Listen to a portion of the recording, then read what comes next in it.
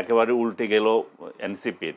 NCP এতদিন ধরে peer নিয়ে ধরি মাছ না চুই পানি কি একটা বলতো, এখন আজকে জামাত ইসলামকে তোরা কমপ্লিট অ্যাটাক করে বলেছে যে জামাত পিয়ার পদ্ধতি দিয়ে জনগণকে একটা প্রতারণা করছে। যে জামাতও তো বলছে যে আমরা স্বাক্ষর করব না, তাহলে এরাও হয়তো সেই সেই যুক্তিতে বলছিল যে আমরা যাবো না, আমরা স্বাক্ষর করবো না। জামাত হঠাৎ করে স্বাক্ষর করে ফেলছে, সেই জন্য হয়তো ওদের মানসিক কষ্ট হতে পারে যে সামনে যে ইলেকশন হচ্ছে এনসিপি তাহলে ভবিষ্যৎ কি। আমি এটাকে তো ওয়েলকাম করেছি ইন দ্যাট সেন্স যে একটা আপনি যেটা বলছিলেন নির্বাচন ফেব্রুয়ারিতে, ফেব্রুয়ারি নির্বাচনের সাথে এর কোনো সম্পর্ক নাই, আবার সম্পর্ক আছেও। সম্পর্ক নাই এই অর্থে যে এটি হচ্ছে কতগুলো প্রস্তাবনা। সংস্কারটা কি? সংস্কারটা হচ্ছে কিছু অঙ্গীকার কিছু রাজনৈতিক দলের, কতিপয় রাজনৈতিক দলের, আপনি পুরো সব রাজনৈতিক দলেরও না, যেখানে বাংলাদেশের আরো আরো বড় বড় রাজনৈতিক দল এখানে নাই। তো সেই জায়গায় আমি যদি বলি যে প্রধান কয়েকটি রাজনৈতিক দল এবং প্রধান দুইটা রাজনৈতিক দল এবং ক্ষুদ্র ক্ষুদ্র আরও কিছু রাজনৈতিক দলের সমন্বয়ে একটা অঙ্গীকারনামা, যেটা ক্ষমতায় গেলে তারা দেশকে কিভাবে পরিচালিত করবে, ভবিষ্যৎ রাষ্ট্রকে কোন নির্দেশনায় তারা নিয়ে যাবেন এবং মানে কিভাবে দেশটা চলবে তার একটা নির্দেশনা এখানে 84 পয়েন্ট আছে এবং সেগুলোকে লিপিবদ্ধ করেছে। দুর্ভাগ্যবশত সেগুলো জনগণ কি এখন তারা কেউ জানে না, রাজনৈতিক দলগুলো ঠিকমতো জানে কিনা সেটাও নিয়েও কোশ্চেন আছে, কিন্তু এটা হয়েছে। এই যে হওয়াটা, এটা জুলাই সনদ বাস্তবায়নের মাধ্যমে যে নির্বাচনের যে একটা রোড ম্যাপ, নির্বাচনে যে যাচ্ছে ফেব্রুয়ারির যে নির্বাচন জাতির আকাঙ্ক্ষা, সেটা যাতে বিঘ্ন না হয় সেই কারণে আমি এটাকে স্বাগত জানিয়েছি। আপনার কাছে একটা প্রশ্ন, যে আপনি বলছেন এই সনদের সাথে নির্বাচনের কোনো সম্পর্ক নাই, আপনার কেন মনে হচ্ছে না যে আসলে জামায়াত যেখানে বলছে যে জুলাই সনদের আইনি ভিত্তি চাই, বাস্তবায়নের আদেশ চাই, গণভোট চাই নির্বাচনের আগে, তাহলে নির্বাচনের সাথে এগুলো সবই হচ্ছে ওনাদের ইচ্ছা, কিন্তু বাস্তবতাটা কি? বাস্তবতা হচ্ছে যে আপনি আইনি ভিত্তি কিভাবে দেবেন? আইনি ভিত্তি তো সংসদ দিতে পারে একমাত্র। আপনি কতিপয় রাজনৈতিক দল মিলে আপনি কিছু একটা করে ফেললেন, জনতাকে দিয়ে দিলেন, সেটা তো না। জনতার ম্যান্ডেট তো নিতে হবে। জনতার ম্যান্ডেট নিতে হলে আপনাকে পার্লামেন্টে যেতে হবে। জনতা বলবে যে এটা আমরা এটা দিয়েছি এবং আমাদের সদিচ্ছা এখানে প্রতিফলিত হয়েছে সেই জায়গায়। গণভোটের মাধ্যমে সে মতামত আসে কিনা? গণভোট যেটা বলছেন সেটা আরেকটা মানে বিতর্কিত বিষয়। গণভোট সেটা সংসদের এই নির্বাচনের আগে হোক কিংবা সংসদ নির্বাচনের দিন হোক, দুটাই অবৈধ এবং এই অবৈধ জিনিসটাকে আমরা বৈধ করতে চাই। গণভোটটাকে অবৈধ বলছেন? হ্যাঁ, গণতন্ত্র বাংলাদেশের ইতিহাসে গণভোট তো হয়েছে কয়েকবার। বর্তমান সংসদে নেই, এটা বর্তমান সংবিধানে নেই। গণভোট কখন হতে পারে? গণভোট হতে পারে যে এই যে ওনারা যে প্রস্তাবনাগুলো নিল যে আমরা রাষ্ট্র কিভাবে চালাবো এবং আমাদের যে সংস্কার অঙ্গীকার, এটা সনদ যেটা সাইন করলেন, সংস্কারের অঙ্গীকারে তারা ঐক্যবদ্ধ হলেন। এখন এই সংস্কারগুলোকে নিয়ে তারা পার্লামেন্টে যাবেন। পার্লামেন্টে গিয়ে সেখানে আলোচনা হবে। সেখানে ওনারা যদি ঐক্যবদ্ধ না হতে পারেন, ওনাদের যদি বিরোধ থেকে যায়, সেই বিরোধটা তখন বিদ্যমান সংবিধান অনুযায়ী সেটা এটাতে কোনো ইয়েই নাই, গণভোটের কোনো বিষয় নাই, সংবিধানে ঠিক করবে। কিন্তু সংস্কার প্রস্তাব অনুযায়ী সেটা এখন রাষ্ট্রপতির কাছে মনে করেন যাবে।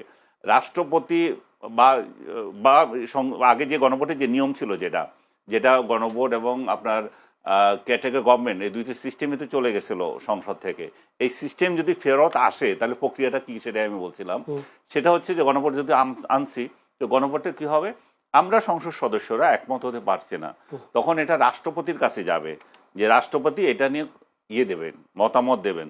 এখন রাষ্ট্রপতি মতামত যদি না উনি নাও দিতে পারেন, তখন যদি উনি এটা গণভোটে দিতে পারেন, তবে সব বিষয় তো না এরকম। এগুলো হচ্ছে যে বড় ধরনের একটা রাজনৈতিক সিদ্ধান্ত। বাংলাদেশ আজকে ডিসিশন নিল যে আমাদের এই মূলনীতি আমরা পরিবর্তন করে ফেলবো। বড় ধরনের যে মূলনীতিগুলো আছে, আমরা সিদ্ধান্ত নিলাম যে আমাদের বর্তমান সরকার পাকিস্তানের সাথে খুব ভালো সম্পর্ক তৈরি করেছে, পাকিস্তান চাচ্ছে একটা কনফেডারেশন গঠন করবে বাংলাদেশের সাথে।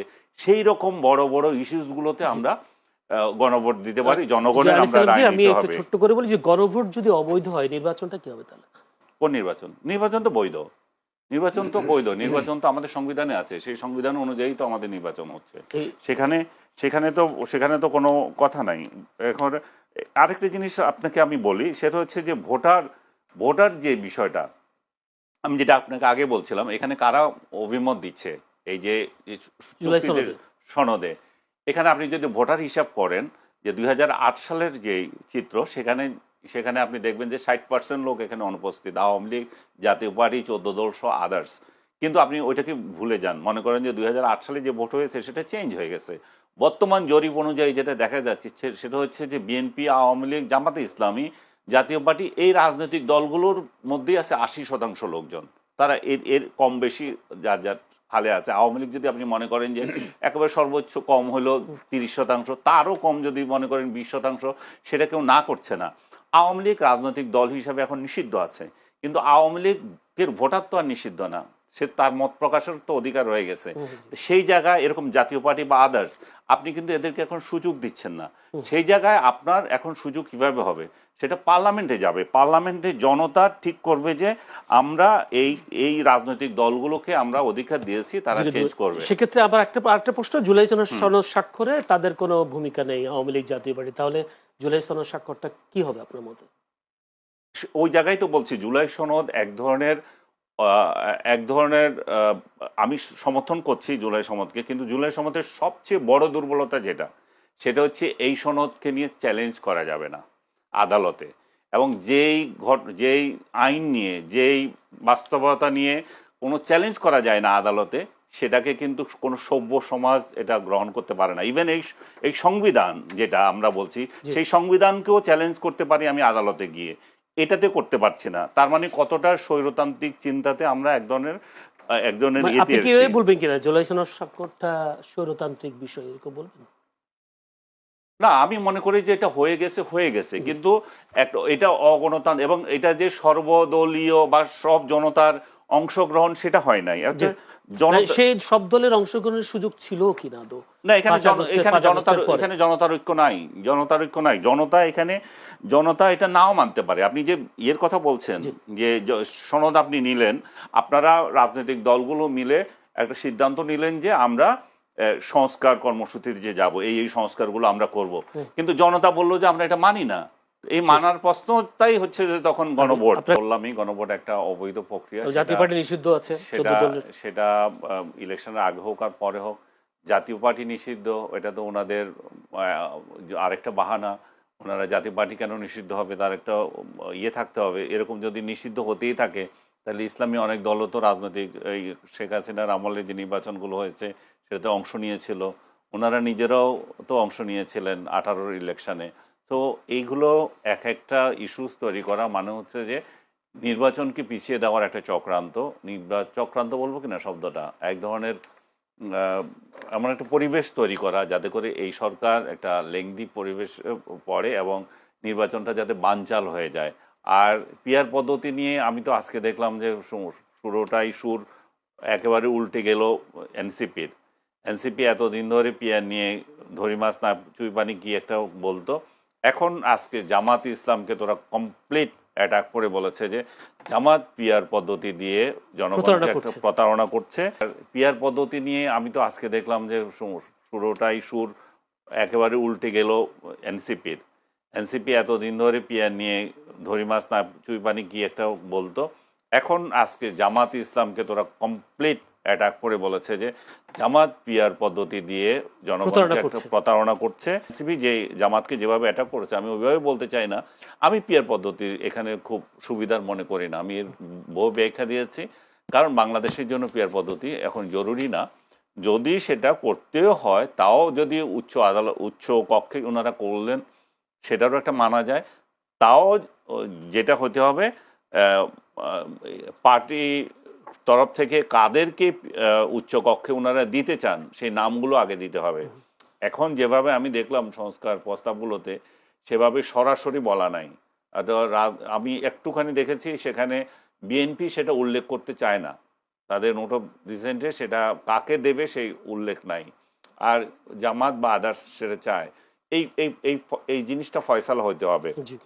আমি একটু আপনার আগের প্রসঙ্গ একটুখানি যেতে চাই, যে ছোট করে যেটা বলতে চাই সেটা হচ্ছে যে যেই আমরা যেই সনদটা তৈরি করছি, যেটা নিয়ে এত কথা বলছি, যে এখানে যে রিপ্রেজেন্টেশন নাই, জনতার ভাই খুব ভালো করে বুঝিয়ে দিয়েছেন। সরকারের আছে জনতার রিপ্রেজেন্টেশন নাই, নাগরিকের রিপ্রেজেন্টেশন নাই, রাজনৈতিক দলগুলোরও সে অর্থে নাই, এটা আংশিক আছে।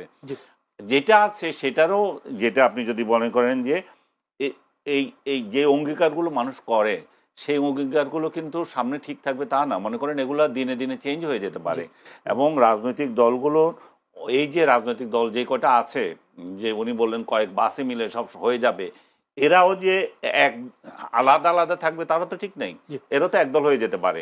আমি মনে হয় প্রসঙ্গে না যাই আনিস ভাই, আমি একটু আপনার সাথে একটু প্রশ্ন করতে চাই, সেটা হলো জুলাই সনদের পর দেখলাম এনসিপির সাথে জামায়াতের একটা দ্বন্দ্ব, আজকে আপনি নিজেই বললেন। এরপরে দেখলাম সালাউদ্দিন বিএনপি স্থায়ী কমিটির সদস্য সালাউদ্দিন আহমেদকেও বলেছেন যে উনি জুলাই যোদ্ধাদেরকে ফ্যাসিবাদের দোসর বলেছেন, যেদিন 17 অক্টোবর যারা জুলাই যোদ্ধারা সেখানে গিয়েছিল, বিশৃঙ্খল পরিবেশ তৈরি করার চেষ্টা করেছিল, সেখানে আওয়ামী লীগের দোসররা বা ফ্যাসিবাদের দোসররা ছিল। এরকম একটা কথা বলার পর নাহিদ ইসলাম তাকে এই জুলাই যোদ্ধাদের কেন দোসর বলা হয়েছে ক্ষমা চাইতে বলেছেন। পাল্টা জবাবে সালাউদ্দিন বলেছেন এক অভিজ্ঞতার অভাবে তারা নানা কথা বলে থাকেন, তাদেরকে রাজনৈতিক শিক্ষা ও অভিজ্ঞতা অর্জনের আহ্বান জানাই। এই যে পাল্টাপাল্টি বক্তব্য জুলাই সনদ স্বাক্ষরের পরে সংকটটা কি দেখছেন? মানে আমি মনে করি যে এই সালাউদ্দিন সাহেব একটু পজিটিভও বলেছেন পরে, যে এটা এটা এটা বলতেই পারে, এনসিপি যদি বলে থাকে, এটাও একটা রাজনীতির মধ্যে একটা সৌন্দর্য আছে। আপনি আপনার বক্তব্য আমার পছন্দ হচ্ছে না সেটা জানাচ্ছেন। সালাউদ্দিন সাহেব যে বক্তৃতা দিয়েছিলেন এটা হয়তো স্লিপ অফ টাং হয়েছে। উনি এমন তো না যে যারা জুলাই যোদ্ধা ছিলেন তাদেরকে উনি তাদেরকে বলেছেন বলে জুলাই যোদ্ধাদের সাথে ফ্যাসিবাদের দোসর। হ্যাঁ, এটা হতে পারে, কারণ যে লোকগুলো ওইখানে গিয়েছিল তারা যেভাবে চেয়ার দখল করেছিল সেটা শোভনীয় হয়নি, সে কারণে এটা হতে পারে। আর ফ্যাসিবাদের দোসর এখন এমন এক শব্দ হয়ে গেছে, এটা একটা হাস্যকর পর্যায়ে চলে যাচ্ছে। এখন যে কাউরে যে কেউ যখন ইচ্ছা যে কোনো ইস্যুতে ফ্যাসিবাদের দোসর বানিয়ে দিতে পারছে।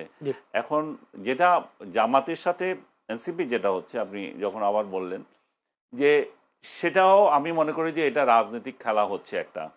জামায়াত এনসিপি আসলে কোন দিকে যাবে, দীর্ঘদিন থেকে একটা দোদুল্যমান রাজনৈতিক দল, ওরা মধ্যপন্থী রাজনৈতিক দল থাকতে চায়, কিন্তু তাদের অভ্যন্তরে জামাত ঘেঁষা লোকজন অনেক বেশি, এবং তাদের এনসিপিতে তাদেরকে টেনে জামাতের দিকে নিয়ে যাওয়া হচ্ছে, বা জামাতের দ্বারা জামাতের বি টিম, সি টিম এই জাতীয় তাদেরকে ট্যাগ দেওয়া হচ্ছে। যদিও তাদেরকে বড় ট্যাগ দেওয়া হয়েছে, তারা সরকারি দল বা কিংস পার্টি, কিন্তু এই বিএনপি আওয়ামী লীগের যে রাজনীতি বা দ্বিদলীয় যে রাজনৈতিক ধারা, সেই ধারা থেকে বের হয়ে এসে আমরা যেটা পেলাম বিএনপি ভার্সাস